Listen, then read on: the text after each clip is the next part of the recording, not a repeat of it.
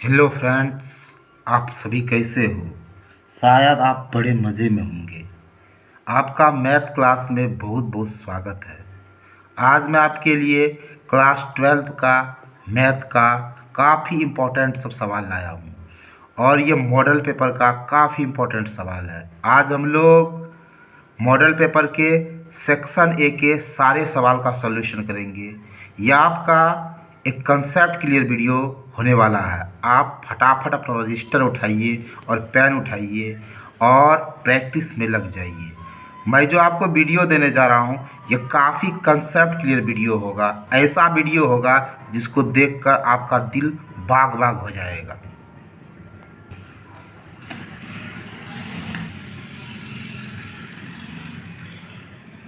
अब देखो भाई, आपका पहला सवाल देखो क्या है। पहला प्रॉब्लम आपका है, if function x equal to 8x³ and x पर पावर 1/3 फाइंड गॉफ। आपको फाइंड गॉफ करना है। आपके पास देखिए फंक्शन x है और gx भी है और फाइंड आपको गॉफ करना है। आपको टेंशन नहीं लेना है। देखो आपका ये गिवन है ना, फंक्शन एक्स गिवन है, आपका जी एक्स भी गिवन है और आपको गॉफ निकालना है। ठीक है। अब देखो भाई, यहाँ ऑपरेशन है, ऑपरेशन को आप ख़त्म कर दो तो आपका क्या हुआ, जी फंक्शन एक्स। ठीक है। अब देखो जी है और यहाँ देखो भाई फंक्शन एक्स आपका किसके इक्वल है, 8x³ है। तो आप यहाँ फंक्शन एक्स के जगह पर क्या कीजिए, 8x³ पुट कर दो। ठीक है। अब इस जगह ध्यान दो, इसमें स्टूडेंट कन्फ्यूज़ करता है। अब देखो इस जगह देखो जी एक्स इक्वल टू क्या है, एक्स पर पावर 1/3 है। तो देखो भाई ये देखो, ये जी आपका तो साइलेंट हो रहा है और ये जो अंदर में एक्स है इस पर पावर 1/3 हो रहा है ना। तो देखो भाई आप जी को साइलेंट करो और यहाँ अंदर में क्या है, एक्स इस पर पावर 1/3 है ना। तो यहाँ देखो आपका एक्स तो नहीं है, आपका क्या है 8x³ है और इस पर पावर क्या आ जाएगा 1/3। ठीक है। अब आगे बढ़ो, 8x³ को आप क्या लिखोगे, 2x into 2x into 2x पर पावर क्या है 1/3 का है। अब देखो भाई 2x into 2x into 2x, 2x पर क्यूब हुआ और इस पर पावर 1/3 है। आप ये फार्मूला जान रहे हो नीचे क्लास से कि x पर पावर m पर पावर n इक्वल टू क्या हो जाएगा आपका x पर पावर m इंटू n। इसी पर आप इसको आगे बढ़ाओ तो देखो यहाँ क्या हो जाएगा, 2x पर क्यूब इंटू 1/3 है और ये 3 आपका कट हो गया तो 2x पर पावर 1 हुआ और 1 है तो क्या हो जाएगा आपका 2x। आई होप आप इस प्रॉब्लम को समझे होंगे। अब आपके सामने देखिए कितना प्यारा सा और बहुत ही मस्त प्रॉब्लम है और ऐसा प्रॉब्लम आपको एग्जाम में ज़रूर देखने को मिलता है। आप किसी भी बोर्ड से बिलोंग क्यों नहीं कर रहे हो, ऐसा प्रॉब्लम आपको एग्जाम में ज़रूर देखने को मिलेगा। तो देखो हमारा प्रॉब्लम है, prove that tan inverse 2/11 plus tan inverse 7/24 equal to tan inverse half. आपको प्रूव करके दिखाना है। तो आप ऐसे करो, इसको आप LHS लिखो। LHS इक्वल टू आपका है ना tan inverse 2/11 plus tan inverse 7/24। आप इसको x सपोज करो, आप इसको x सपोज करो, इसको y सपोज करो और आप ये फार्मूला जान ही रहे हो ना, tan inverse x plus tan inverse y equal to tan inverse x plus y upon 1 minus x y. आपको ये फार्मूला दिमाग में रखना पड़ेगा। ठीक है। अब देखो भाई इस वाले को हम इस फार्मूला पर आगे बढ़ा रहे हैं तो देखो tan इनवर्स हो गया, x के जगह पर आप 2/11 लिखो, प्लस का साइन दो और फिर y के जगह पर 7/24 लिखो, बाय दो 1 दे दो, माइनस x कितना है हमारा 2/11 है, 2/11 दे दिए, जहाँ इंटू है इंटू दे दिए और y की जगह पे 7/24 दो। ठीक है। अब देखो भाई हम थोड़ा सा इसको आगे बढ़ा रहे हैं। अब आप ऐसा करो, इसको ज़रा सा सॉल्व कर लो। देखो 2/11 प्लस 7/24 है। अब देखो 11 और 24 का एलसीएम ये हुआ 11 इंटू 24। अब 11 से इसको डिवाइड करो तो ये 11 साइलेंट हो गया। अब ये 2 इंटू 24 बीच में ऐड का साइन दो और 24 से 24 को डिवाइड करो तो ये तो ख़त्म हो गया आपका। अब यहाँ 7 इंटू 11 होगा। अब 24 और 2 को मल्टीप्लाई करो 48 होगा, प्लस 11 और 7 को मल्टीप्लाई करो 77 होगा, बाय 11 इंटू 24। अब 18 48 और 77 को ऐड कर दो 125/11 इंटू 24 हुआ। अब देखो ये ऊपर वाला को हमने सॉल्व कर दिया। अब ये नीचे हमारा क्या है, देखो 1 माइनस 2/11 इंटू 7/24 है, 1 के नीचे कुछ नहीं तो 1 डाले, माइनस 7 और 2 को मल्टीप्लाई किए 14/11 इंटू 24। अब देखो एलसीएम हो गया, यहाँ 11 इंटू 24, इससे डिवाइड करो ये होगा, इससे मल्टीप्लाई करो तो 11 इंटू 24 है, बीच में माइनस है, माइनस डालो, इसको इससे डिवाइड करोगे तो 1 होगा, 1 से 14 को मल्टीप्लाई करो 14 होगा। अब 11 और 24 को हम मल्टीप्लाई करते हैं 264 हो रहा है, माइनस 14/11 इंटू 24। अब देखो भाई इसमें इसको माइनस के 250 हुआ और बाय 11 इंटू 24 हुआ, ठीक है। अब देखो यहाँ देखो ये अपॉन इतना है तो आपका ये सॉल्व करके इतना आया है, तो आप इसके ऊपर पे लिखो, फिर बाय है तो बाय दे दो, और फिर आपका ये कितना आया सॉल्व करके 250/11 इंटू 24 है। अब देखो इतना बटे इतना हमने लिखा, अब देखो ये जो बा है यहाँ तो इंटू हो जाएगा और ये ऊपर हो गया और आपका ये नीचे होगा, और ये क्रॉस हो गया तो यहाँ 125/25 है। अब देखो भाई ये वाला सोल्व हमने किया तो आपका इतना आया ना, आप इस जगह पुट करो और फिर इसको कट करो, 1 और ये 2 हो गया तो tan इनवर्स 1/2 आपका RHS है। यही आपको प्रूव करना है। आई होप आप इस प्रॉब्लम को बड़े मजे से समझे होंगे। अब आपको स्क्रीन पर दिख रहा है एक बहुत ही बेहतरीन प्यारा सवाल डिफ्रेंसिएशन का। देखो find dy/dx if y equal to sine x² + 5। आपको dy/dx निकालना है तो प्रॉब्लम नहीं करना है। अब देखो y इक्वल टू आपका ये दिया है ना भाई, अब देखो dy/dx निकालना है तो देखिए आपको ये dc साइन x² 5 करना है ना, तो देखिए आपको रिस्पेक्टिव टू x करना है, ये कर दिए। अब आप एक बात का ध्यान रखो कि ये जो आपका x² 5 है यहाँ और यहाँ dx है, ये फार्मूला पर सूट आपका नहीं होगा। तो क्या करोगे भाई, इसका एक ट्रिक मैं बता रहा हूँ, ठीक है। आप इसको आप साइलेंट करो, ठीक है, और नीचे देखो आप क्या लिखो, ये साइन लिखो और ये लिख दो, पहले लिख दिए ना। अब देखो यहाँ d दे दिए और क्या करेंगे, ये साइलेंट किए तो यहाँ आपका क्या हो गया, ये x² + 5 हुआ। अब देखो फिर ये x² + 5/dx हो जाएगा, ठीक है। क्योंकि देखो आपका ये और ये अलग आ रहा है तो फार्मूला पर सेट नहीं आ रहा है, तो आपको साइन x² + 5 किसके रिस्पेक्टिव लेना पड़ेगा, x² + 5 के रिस्पेक्टिव लेना पड़ेगा, और ये फिर x के रिस्पेक्टिव लेना पड़ेगा। अब देखो आपने ये फार्मूला पढ़ा है d c of sine x cos x, ये d c of u + v क्या होता है, du/dx + dv/dx। अब D c of xn n(x(n-1) और कांस्टेंट राशि का डिफरेंशिएशन 0 होता है, ये फार्मूला आपको दिमाग में रखना पड़ेगा। अब देखो भाई d c of sine x क्या होता है, cos x होता है, तो यहाँ तो क्या हो जाएगा आपका cos और x के जगह पर क्या हो जाएगा x² + 5, और फिर इसको आप इस फार्मूला पर करो du/dx + dv/dx पर, तो यहाँ क्या हो गया d c of x² + d c of 5, ठीक है। फिर देखो dy/dx इक्वल टू यहाँ आपका क्या हो गया cos x² + 5। अब देखो xn पे इसको किए तो क्या हुआ 2x2 - 1 और कांस्टेंट राशि का 0 हो गया। अब आगे बढ़ते हैं dy/dx, ये cos x² + 5 इंटू ये 2x2 में 1 को माइनस किए तो 1 हुआ, ये तो +0 है। अब देखो dy/dx ये आपका हो गया cos x² + 5 और 0 मतलब कुछ भी नहीं, तो ये हो गया 2x। अब देखो इसको सिस्टम से लिख दिए dy/dx इक्वल टू 2x को पहले लिख दिए, फिर cos x² + 5। आई होप आप इसको समझे होंगे। अब देखो आपके स्क्रीन पर 4 नंबर दिख रहा है, find the rate of change of the area of a circle with respect to its radius r when r equal to 4 centimetre.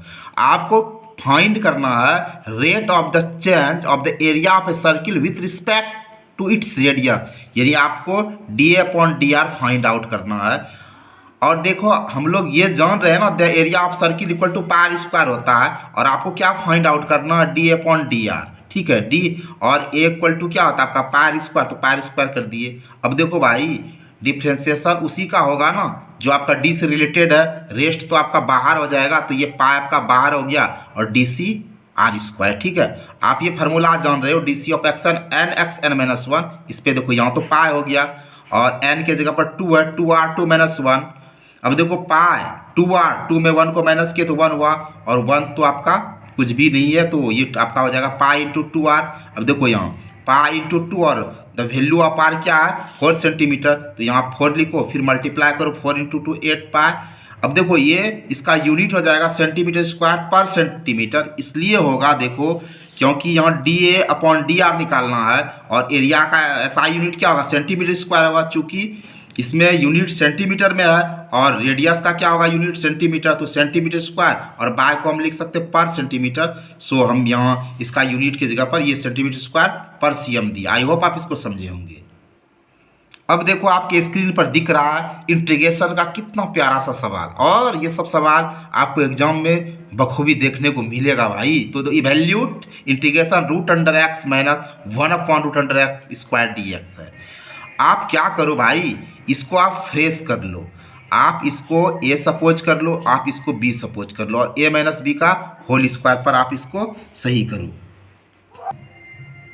अब देखो आप इसको a सपोज कर लो, इसको b सपोज कर लो, है ना, और a माइनस बी का होल स्क्वायर आप जान रहे हो ना, a square minus 2ab plus b square, आप इसको सिंप्लीफाई कर लो।